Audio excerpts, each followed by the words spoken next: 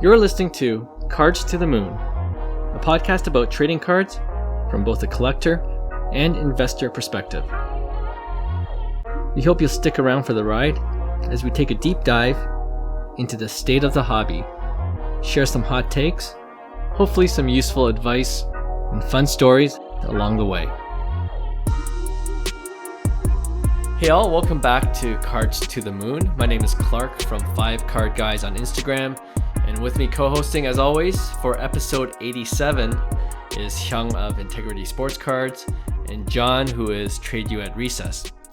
All right, off the top guys, I wanted to do a little mini dead wrong segment, but just focused on some NFL quarterbacks, because if you didn't notice, after 5 weeks, there's been plenty of surprises in the league, like some QBs who a lot of people were high on aren't doing that well, and a few have just been awful. Here's what I want to read. One quote from a sports writer from the Washington Post. He wrote, "Russell Wilson, normally cloaked in self-affirmation, looks distraught right now. Aaron Rodgers, normally the most unbothered star in sports, looks annoyed. Tom Brady looks haggard. Matthew Stafford looks overwhelmed, and Matt Ryan looks done."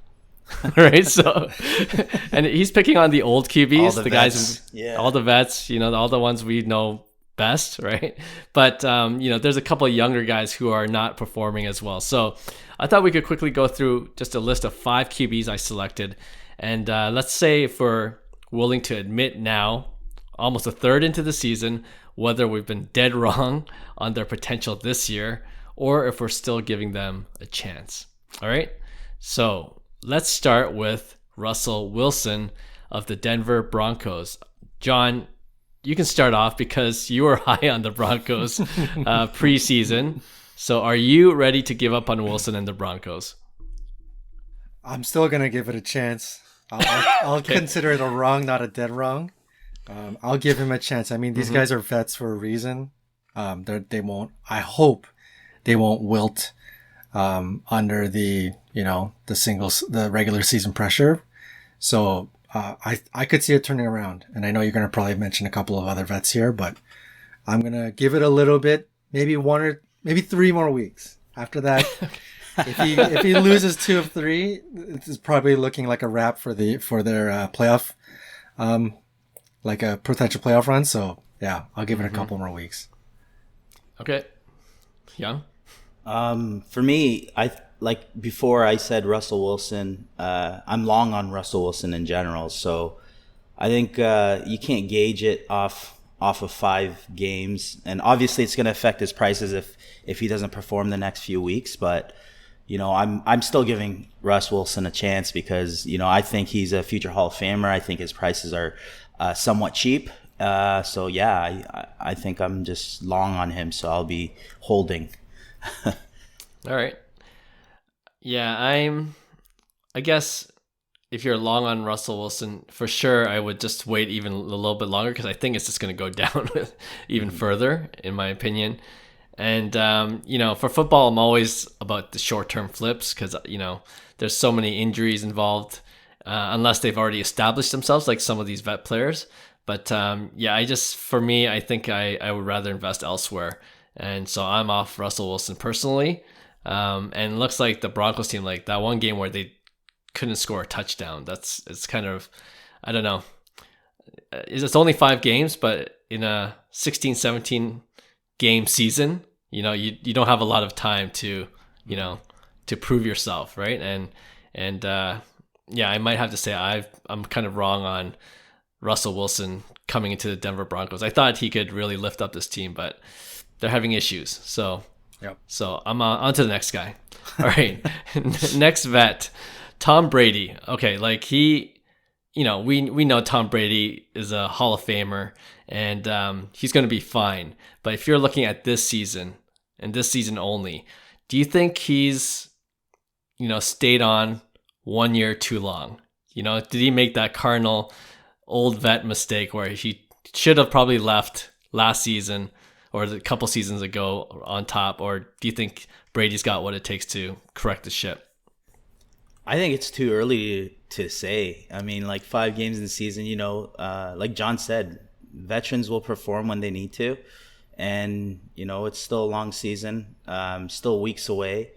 You can't give up on Brady after 5 games and it's not even like, they're 2-3, I believe. So yeah, they could turn it around. And Tom Brady, he's the goat of goats almost, right? So I would say, long on Brady as well. All the vets I'm long on. okay. Bucks are actually 3-2. 3-2, right? Yeah, so they're doing okay. So I'll play off that. They still have a winning record. As long as they make the playoffs, Tom Brady is going to be Tom Brady. Regular season right now, he's looking wilted, but I'm going to chalk it up to his divorce, man. Let him take care of his divorce stuff. Let him sign those papers or whatever he has to do, and then get right back into football 100%, and I think he'll be fine. And regardless, even if, let's say, he's not fine, Tom Brady is obviously different than Russ Wilson in that I don't think a single season is going to do anything to his cards. Obviously, we want to see that, that second win with the Bucks. That's what people want to see. That'll just make his, GOAT status just go to the next level. But yeah, he's in a different space. Yeah, I'm gonna agree with you guys. Like the Buccaneers, he could probably use a couple more elite guys. But if anyone could work it out in terms of playing with the cards he's dealt with, I think Brady's the guy. So 45 this year. 45, I believe. Yeah. Jeez, dang. So he knows how to keep in shape, and he's a smart quarterback too. I think we've talked about this off the air too. So yeah, we're still in on Brady. All right. I feel like it's going to be the same thing with Aaron Rodgers of the Green Bay Packers. Also 3-2 winning record, but yeah. Yes. Anything else to add to that? No, that Barstool, the interview might have spooked him a bit, but he'll be fine. Like I said, the vets I'm long on. I believe, especially on their card prices, I think Aaron Rodgers has a lot of room to grow in terms of his cards, and it's just a matter of time before the market corrects and catches up. Either way, but I think I think his prices are low. Like especially when you're comparing them to Tom Brady prices. Not saying that Aaron Rodgers is Tom Brady, but there's a huge gap between the two. So I think he's a good buy long term. Yeah, I'll piggyback off of Hyung's thoughts. When we talked about Aaron Rodgers before, he is in the same boat as Tom Brady. We're talking long-term investment, right? So I think Rodgers and Brady were nothing in the regular season. I don't think even if they were necessarily hot, it would really move their prices. Even if they weren't that great, it wouldn't move their prices. At this point for these guys, it's about cementing their legacy and maybe winning another Super Bowl, especially for Rodgers. So his prices really won't see anything unless he goes to the Super Bowl finals, right? There's some big expectations. So I'm not going to admit dead wrong. 3-2. Like I said, like we're mentioning, vets will be fine. Russ Wilson, I think of the 3 vets, he was a little bit different because he kind of had that new team potential spark. So as much as he is a long-term play, there was a bit of that potential for that short-term gain, which is clearly not turning out well. But for Rodgers, it should be fine. I think he'll be fine. Yeah, so Rodgers is very similar to Brady in terms of what I'm going to do with him if I had Rodgers rookie cards. But if I didn't, I don't know. I think I would hold off just because the one knock on him, fair or unfair, is that he's only won one Super Bowl or he doesn't perform well in the playoffs. So, just looking at the Green Bay Packers this year, it looks like an okay team. I don't think it's a Super Bowl contending team. And that might be a further knock on Aaron Rodgers. And people will say, "Oh, see, I told you, Rodgers can't do it all. He'll never go to the Super Bowl again, or he'll mess up during the playoffs, and that might hurt his value in the short term. But then we'll see his career record, and then I'm sure that'll bring it back up. But yeah, if you're gonna invest in Rodgers for the short term, I probably look elsewhere. But if you're holding for long term, of course, don't sell low at this point. Okay, a couple more. We're going to get off the vet guys. Let's go to the 2 stud young QBs heading into the season. I was high on these guys myself personally. Justin Herbert and Joe Burrow. Chargers are also 3-2, but Herbert isn't dominating like many expected him to do. And I guess the same could be said of Burrow, coming off Super Bowl finals. So what's your take on these two young QBs? I like both QBs. Like Herbert, you need the young stars to kind of give that fun of like excitement, kind of prospecting in baseball. It's similar. You want the young quarterback to do well.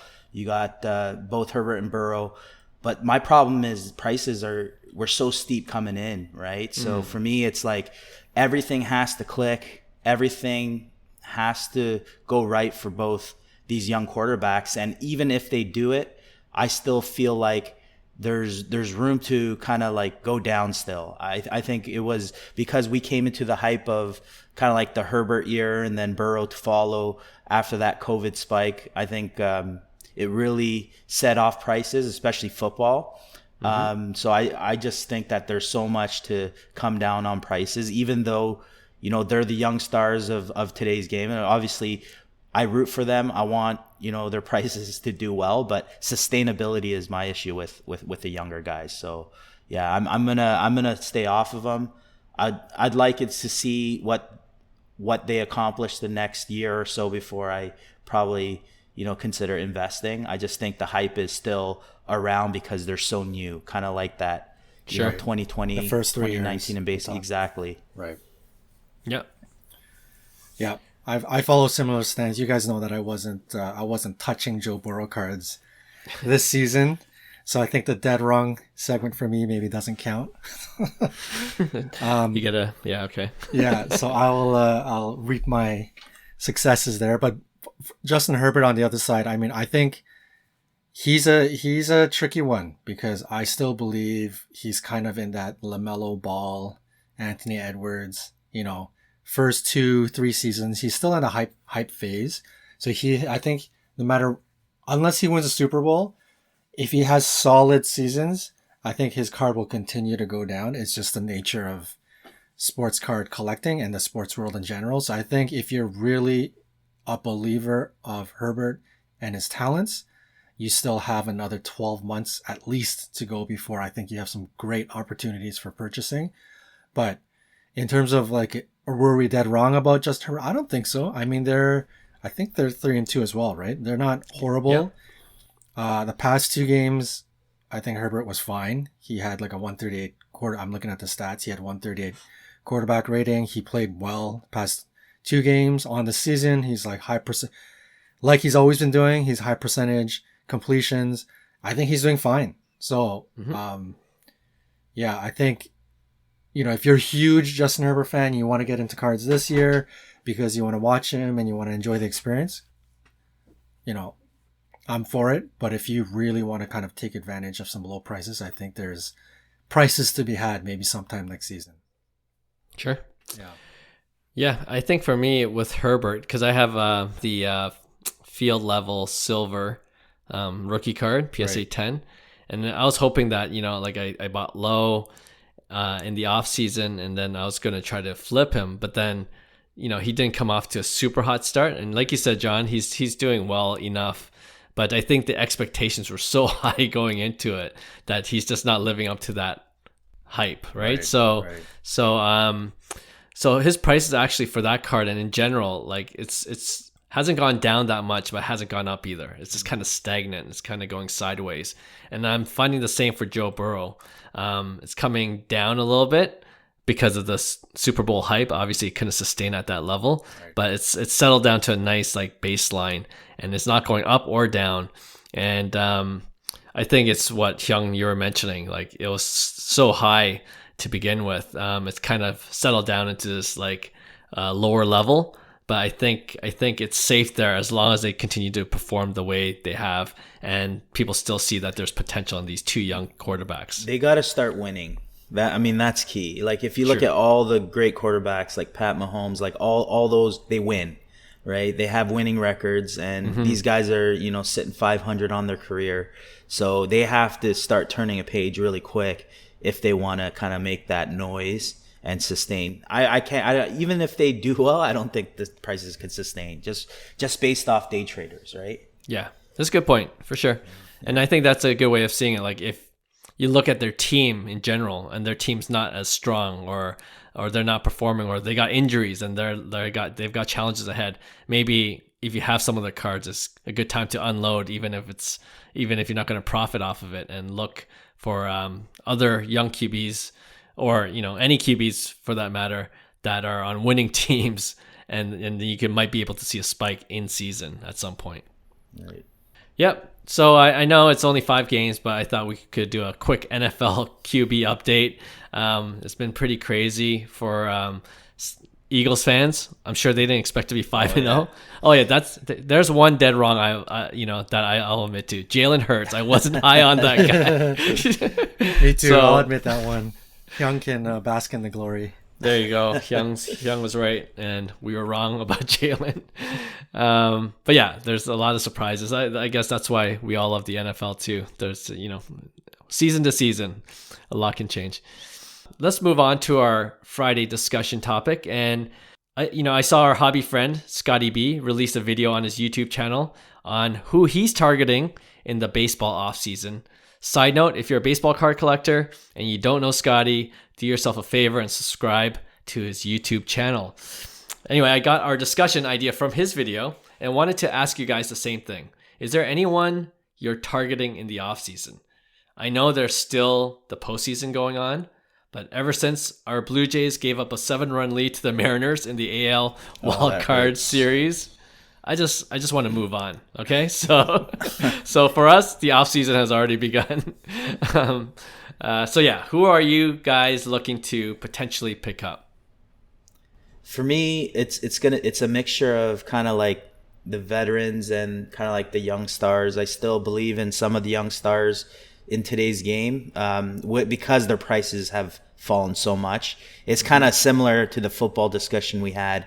We're just drawing the same parallels. The superstars of baseball can't sustain those prices, right? And you're going to see the same price action with football, right? So I think there's a point in time, obviously the young stars, there's going to be a floor, I think, because they're going to be so relevant in this day and age. So guys like, I think Soto, Vlad, Tatis, and even Jordan Alvarez, I think, are great purchases on young stars, just because I think they're going to be the future of kind of baseball. So they're going to always be relevant. So, and prices have come down a lot on these guys.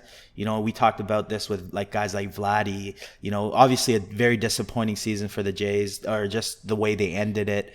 And he didn't put up the numbers, I guess, the people were expecting, which is normal. I mean, he had a great season. It wasn't his best season, but it's somewhere in between kind of his first couple seasons and his kind of like his MVP season, or his runner-up MVP season. So I think Vladdy's going to continue to hit. I think he's one of the young superstars that are going to, provide that flair and kind of like fun in baseball. Same with Soto, same with Tatis. These guys are all having playoff experience at a really young age, which is good. So I'm going to invest in the younger guys like that. Soto, Vlad, Tatis, Jordan, probably buy in the off season. I think some of the prices are really cheap there. And then maybe some of the veterans, such as like Trout, I think his prices are really down. So I think it might be a really good opportunity. Like I said, I think Arenado is super underrated, and I think we could definitely pick up something for very, very cheap, as well as Machado and guys like Bryce Harper. So yeah, I'm getting the list ready. I have a couple guys I'm targeting. I do like Scottie B's picks. I'm not a huge Correa fan, to be honest, but like I do believe like guys like Kershaw are great investment long term as well. We're gonna realize how good Kershaw was. I mean, he's showing it every single year, but like he's legit one of the most dominating pitchers in modern baseball, right? So yeah, that's a good list. I am personally, we have the Sport Card Expo in Toronto coming up early November. I am personally targeting Shohei Ohtani.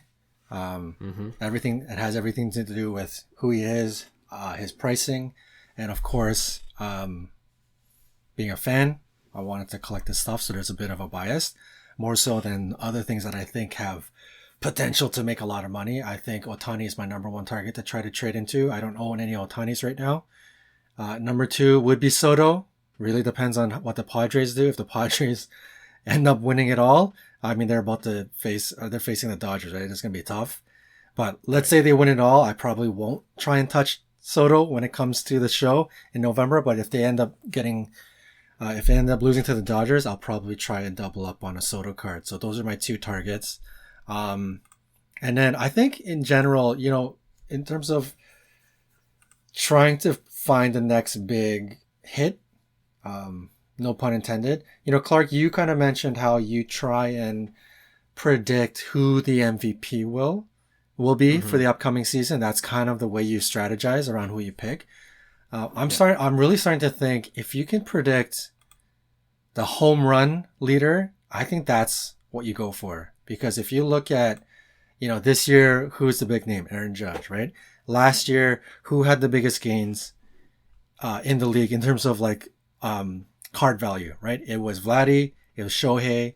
I mean, they're 1 and 3 in the home run race, right?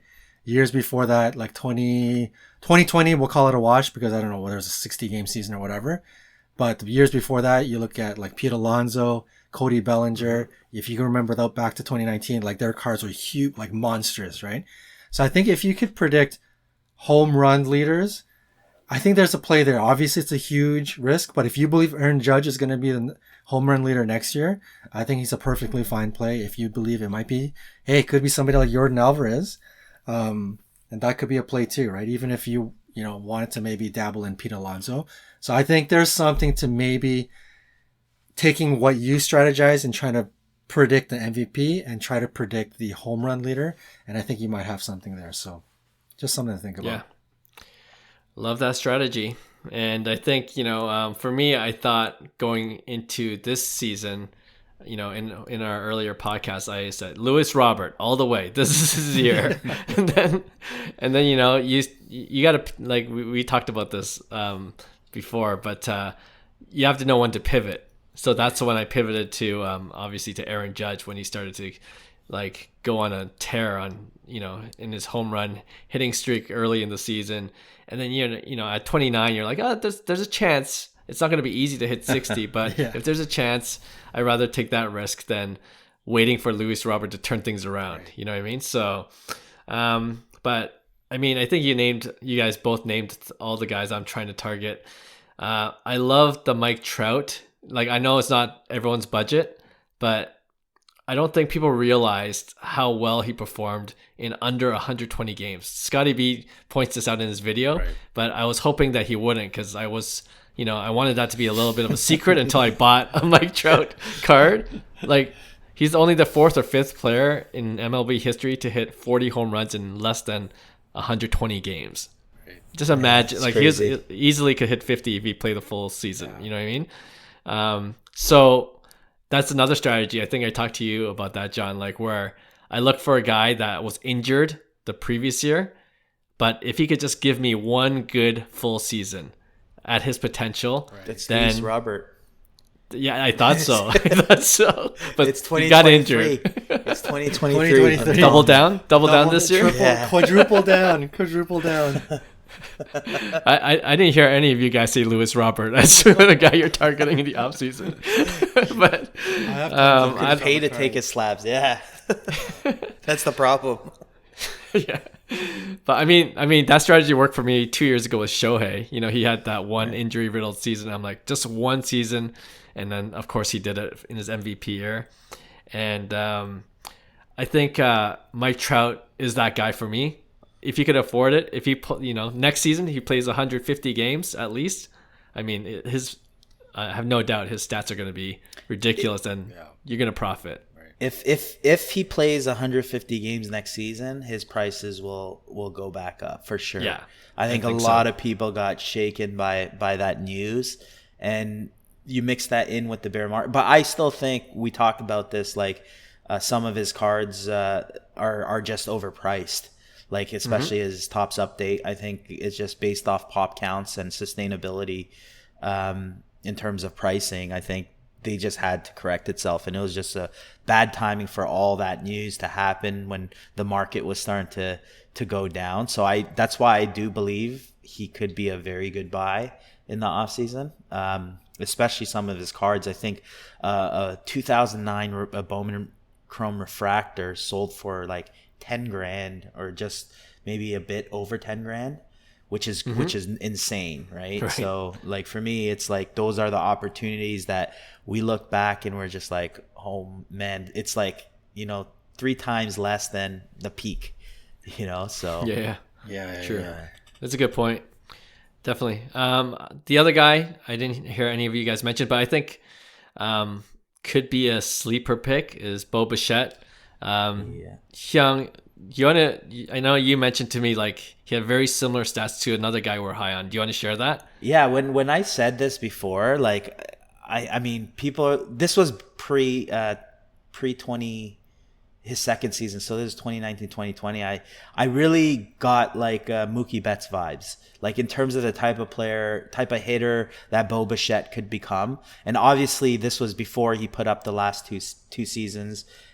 His rookie season, obviously, pitchers haven't seen him. Same with Tatis. Like they start doing advanced scouting reports. They have a lot more data. They know how to pitch them more efficiently. But I thought Bichette I've always been high on Bichette just because of his ability. His playing ability is like that of someone you would call a gamer in kind of like baseball. Yeah. Obviously, that hurt really bad. What happened. With with Seattle with Springer and stuff like that. That was a tough pill to swallow. But I mean, these guys are young still, right? And these guys are playing in front of 45,000, and sometimes failure is what's needed for them, right? For them to kind of rebound. And you look at Mookie Betts' numbers when he was younger. Obviously Mookie, had a crazy season that one year when he won the batting title and the MVP. So I can't say Bo Bichette is a comp to Mookie Betts, but I could see similarities in terms of their gameplay, the way they are as hitters. I would say Bo is a little more erratic. And obviously Mookie is a lot more disciplined in terms of kind of like a seasoned vet now that Mookie's getting older. But I see the same type of potential 20-30 home run guy, hits upper 200s, low 300s, could drive in up to 100 runs, gonna hit the ball, gonna get your hits, and just put the ball in play at the end of the day, right? So I like Bichette. I think I don't think he's going to get hobby love, to be honest, unless he, steps it up defensively and he starts, really, repeating what he's capable of doing. He's going to have to keep on proving himself. And then it's just like Mookie. We always ask, why doesn't Mookie get any hobby love either, right? So it's like, that's the only downside with Bichette. It's like, okay, if Mookie's Mookie and he's a future Hall of Famer, don't expect Bo Bichette prices to be volatile and go crazy. He would have to do some seriously ridiculous things for it to actually kind of move the needle. Yeah, point taken for sure. I think why I like Bo Bichette still is that his prices are getting to a level where it's just low level risk almost. And if he puts out good numbers, it's almost like being able to get, maybe not as, high as Mookie Betts' current prices, but you could see significant upswing the next season, just by seeing how far it's fallen. And if the Jays can put it together another good season, and people might think this is a homer pick and we're just biased with the Jays, but if the Jays did, let's say. The Jays are an exciting team to watch. Good young core. I think any young exciting team, there'll be collectors for them as well. So I'm high on Bichette, and definitely in the Toronto Expo in November. It's harder to get hometown guys at cheap prices because they always jack up the prices. So we might have to look on eBay to get those cards in the off season. But yeah, Bichette's one of those guys too. All right. We mentioned several guys. We'll see how things work out in the coming months, and I'm sure we'll update our subscribers and our listeners to our podcast when we do acquire some of these guys. Juan Soto, it was going to be easy sweep for Juan Soto, so I don't want to bring that up, but that's another guy. Actually, I was looking at his PWCC auction, almost pulled the trigger. It was at $1,200, $1,250 on auction. And I think it went for higher eventually with the buyer's premium, like closer to 18, 19. So it's been coming down steadily. And in some ways, I'm hoping that he just kind of doesn't do well in the postseason. And then, like you said, John. So selfishly for sure, but still definitely a believer in Juan Soto as well. That wraps up this Friday's episode of Cards to the Moon. Thank you once again for listening to this show. Can't wait to be with you guys next week for a brand new show on Tuesday. See you then. Bye. Hey, thanks for listening to Cards to the Moon. We'd really appreciate you subscribing to our podcast wherever you listen to your podcasts. And you can also connect with each of us on Instagram at 5cardguys, or you can follow Hyung at Integrity Sports Cards, or John at TradeU at Recess. You can also check us out at 5cardguys.com. Thanks again, and hope to connect soon.